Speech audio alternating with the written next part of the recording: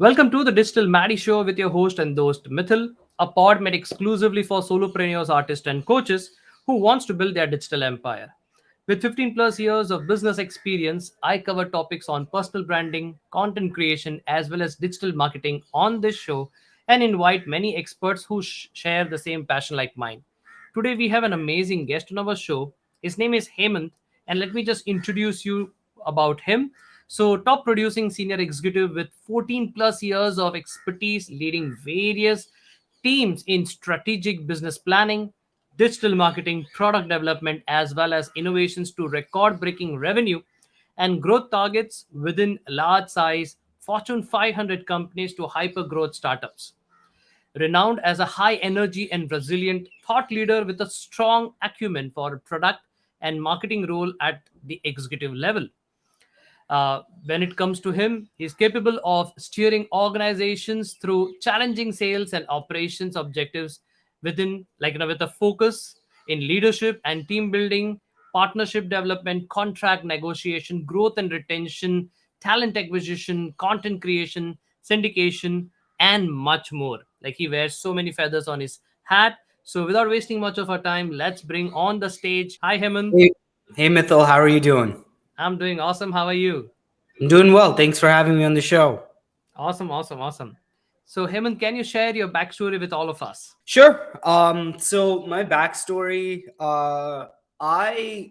started learning digital 15, 16 years ago through YouTube. And so watched a bunch of YouTube videos, started building some websites, learned Google Ads, and then from there started building a skill set. Eventually, I made my way into corporate. I worked for American Express. I worked down on Wall Street for Jim Cramer, running growth and acquisition programs at thestreet.com. After that, jump ship, went to a startup where I worked with a lot of other startups, and our goal was to scale their businesses through content marketing.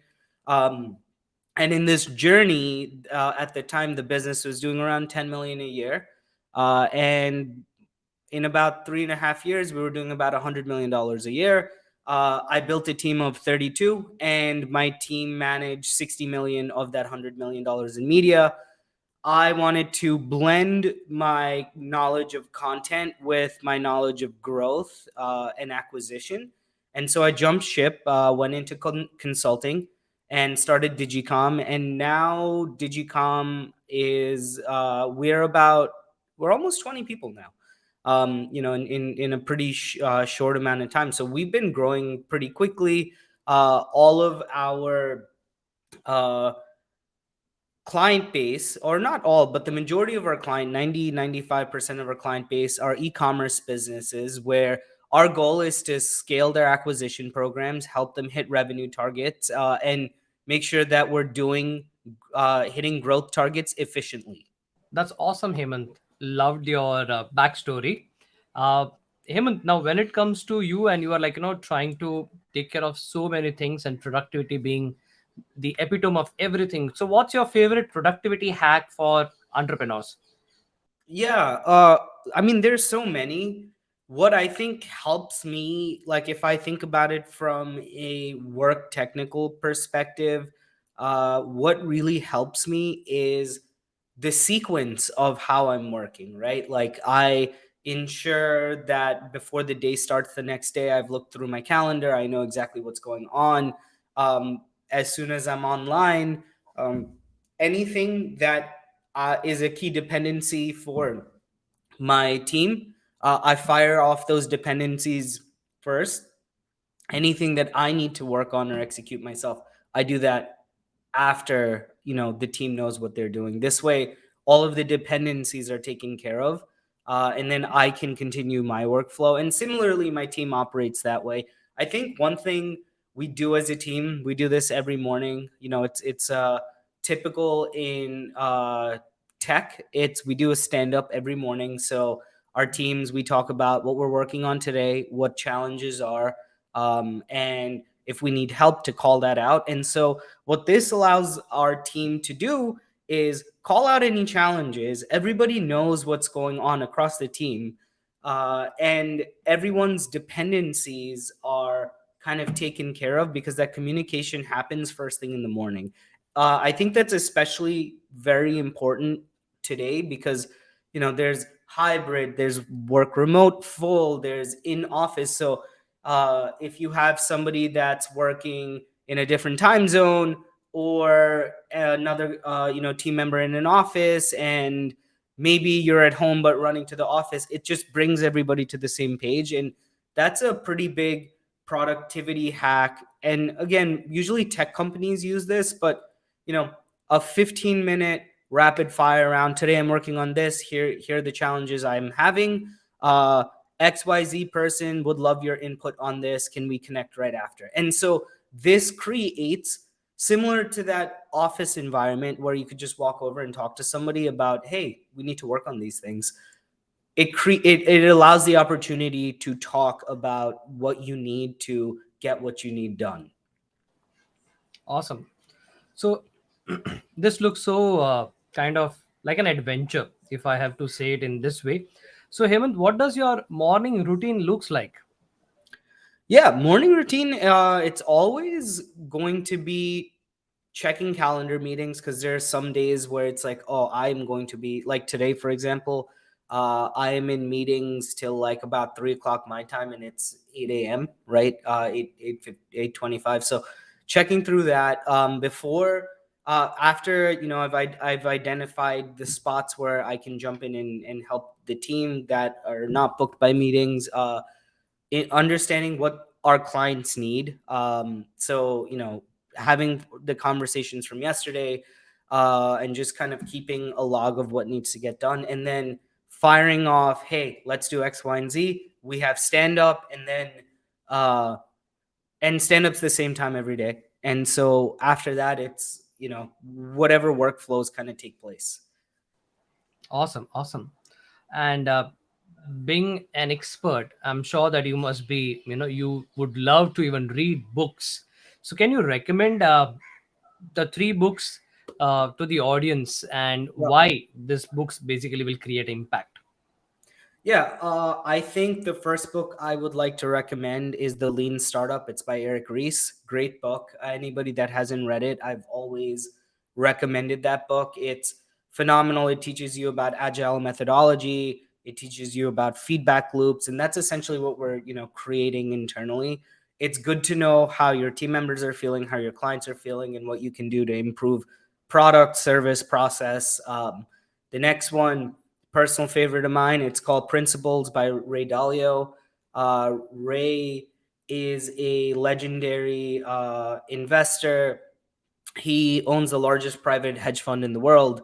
And he talks about his principles of life and business. And, you know, the important takeaway from that book for me is Ray taught me a lot of different just a lot of different things, but he tells you to create your own principles. So don't follow him. This is what he's done. Create your own principles for yourself. And then, I mean, there are other books. I personally like, Sapiens. That's not in the business realm. It's more scientific, and it just talks about human evolution, socio impact, economic impact, through trade in the early days. So there's some business element to it, but it's just very, very interesting. Awesome. Thank you for sharing those three books. I have read two of them. I would definitely try the first one which you said. So Hemant, you have been around for quite a long time, and so what's your biggest failure and what you have learned from that experience? Oh, okay. So I have tried to build a few different businesses. I have a clothing company. I have a publication that are operating. Uh, but prior to that, Digicom was originally supposed to be a stock lot closeout website, where essentially we had aggregated data from Alibaba, IndiaMart, ThomasNet, the like three leading manufacturers for like all different types of categories to sell stock lot closeout goods. Uh, big challenge there was it was expensive to build a site.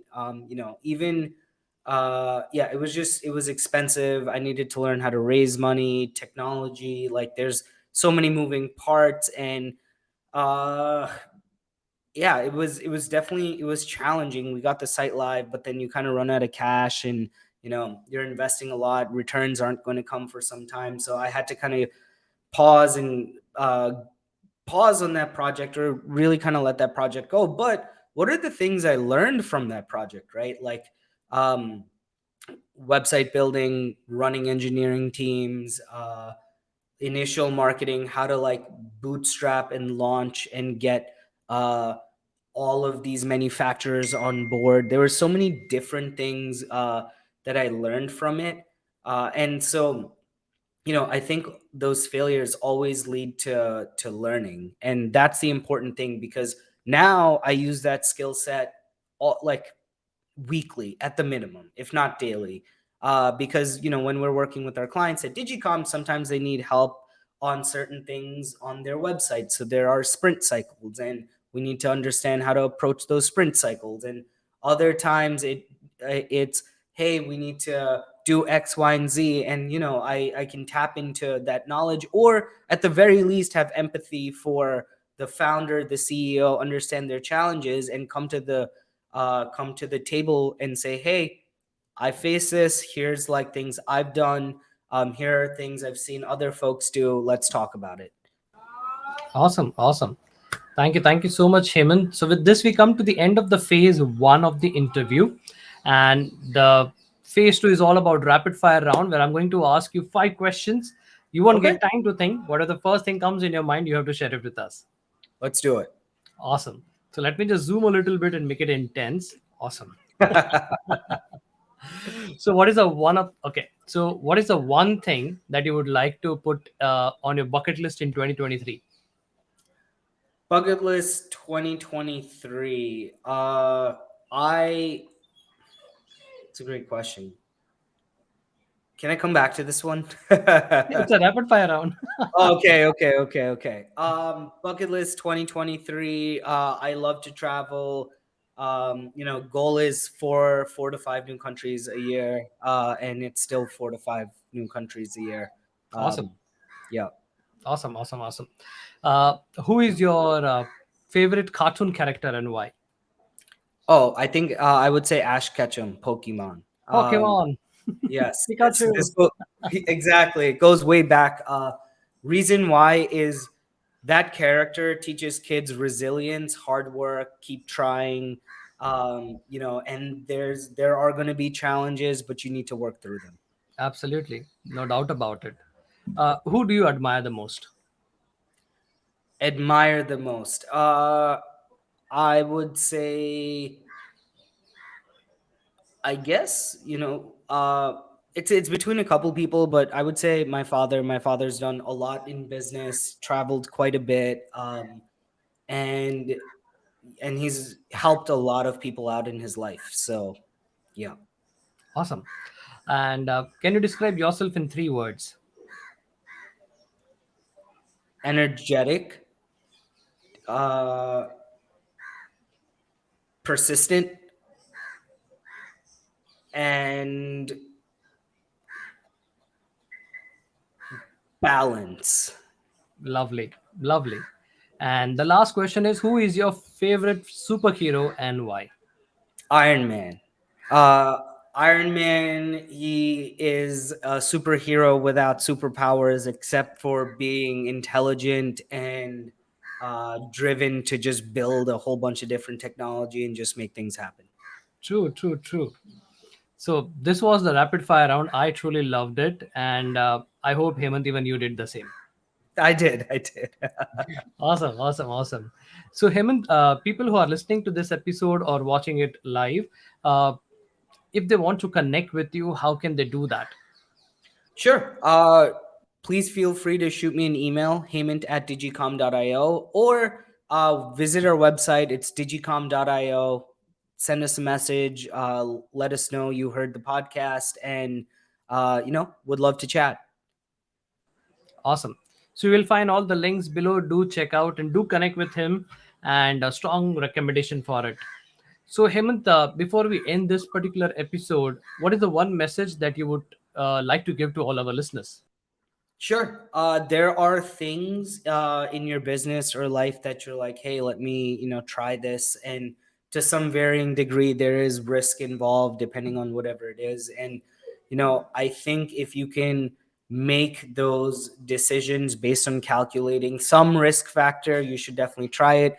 The only way we get better is by testing and learning and, and growing. And that leads to a lot of learning if it works, and if it doesn't work, you learn even more. So that's my Absolutely.